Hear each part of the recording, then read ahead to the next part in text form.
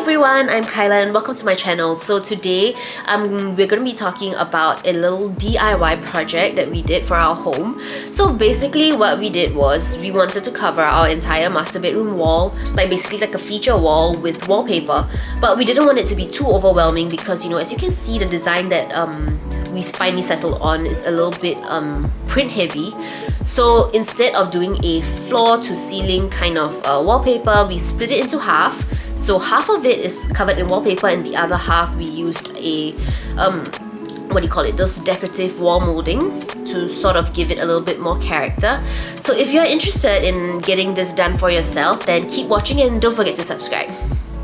So the first thing we did was to mix the glue with water until you get a very nice and smooth consistency, because you don't want any lumps underneath your wallpaper and then it's just really hard to get out. So just do this slowly and just do it a little bit at a time and work your way up from there. Okay, so you want to start with a clean wall, so make sure that your walls are prepped before laying on the glue or the wallpaper, just so that everything can adhere nicely to the wall. So right now we are using a roller to just roll up any of the lumps that we missed out, and we are applying the glue directly to the wall rather than onto the wallpaper, because we found that it was a lot easier that way, and we just did it section by section. So this is the first part that we started with. So right at the corners you can see there is a little structure there that we would have to cut out later. So for our wallpaper, it's super huge because we wanted one big piece so that it would have been easier to match any of the prints if necessary. We didn't want to spend so much time matching if we got smaller pieces. So there I am, just being useful and holding up the roll. So ideally you have 2 people for this job, but if you are working with a smaller wallpaper, then probably 1 person. If you are doing it alone, it may be possible. So we are using a little scraper thing that they gave with the wallpaper to just roll out any of the bubbles. So back to the corner there, as you can see, there is a the wall structure thing, that the beam. So he has to actually cut out the excess wallpaper with a really sharp penknife. So make sure your penknife is really sharp for this, because our wallpaper is slightly thicker. It has like a canvas kind of texture to it, so it was a little bit harder to cut through as compared to regular wallpaper. So that's just something to think about, knowing the texture that you are working with. So ours was a little bit tougher, so we had to make sure that our penknife was just really sharp. Okay, so a next challenge that you may face while applying your wallpaper would be your wall sockets. So you can either mark this out prior to installing your wallpaper, or like us, if you're just gonna wing it, then just go ahead and you can use a scraper, a ruler or whatever to help you kind of mark out or just create a little dent in the wallpaper so that you can see where to cut. So that's just what he did. He used the scraper that came with the wallpaper to just act as a ruler to make his cut around the wall socket. So just try to be as precise as possible because you're going to be looking at this quite a lot. So for our room, we have a huge door right in the center, so it was a little bit more difficult there, so he just kind of winged it and it looks great.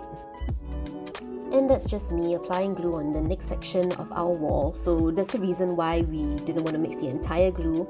We actually did it section by section just so that it would be more manageable for us.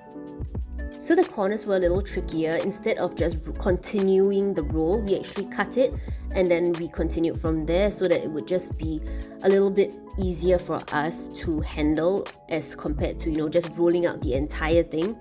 And because we have an air conditioner on this next portion, we just wanted a smaller roll so that it would have been easier to work with, because this is our first time doing it and we were just not sure on what to expect. So that's the reason why we actually cut it off, and thank goodness we managed to match the prints quite easily. So that was one of the main concerns for us when we were deciding on whether to make the cut or not for our next section of the wall. So if you're like us and you have a big air condition where you're going to lay your wallpaper, what we did was we actually did the bottom part first, and then we cut out a smaller piece to just paste at the top. It's a little bit more forgiving because you can't really see the top, but we still tried our best to match the prints as best as we could. Okay, so when you go to the store, this is how you will see your wall moldings. So they will show you the profile of each and every design that they have, and this is the one that we went for. So all of the wood came actually really long, so he had to cut them down to size, and he had to cut them at a 45-degree angle for the part where the wood joins together. What are you doing? Connie's adhesive. Okay, so he's really shy, so what he did was actually mix the cornice adhesive together with water, similar to what we did for the wallpaper glue. And once you create a sort of like a paste, then you just need to apply that onto the wall. Okay, so you want to be generous but not overly generous with this, because when you apply pressure onto the wall moldings, onto the wall, a bit of the adhesive may actually seep out from the side, so just the right amount would do the trick for this. So we tried our best to get everything as straight as possible by using a leveler, just to make sure that all of the wood trimmings were as straight as possible. Okay, so this is how the finish looks like. As you can see, it was a lot simpler because it came in one big piece and we didn't really have to match much, only for like the specific corners. So this is the wall moldings that he actually put up. So we have to actually just cover it a little bit more in terms of like paint work and stuff. But if you want a little bit more of a rustic look, I guess it's fine. It doesn't really bother me that much. And we're done. So I hope you like this video, and if you do, don't forget to like and subscribe. Till next time, bye!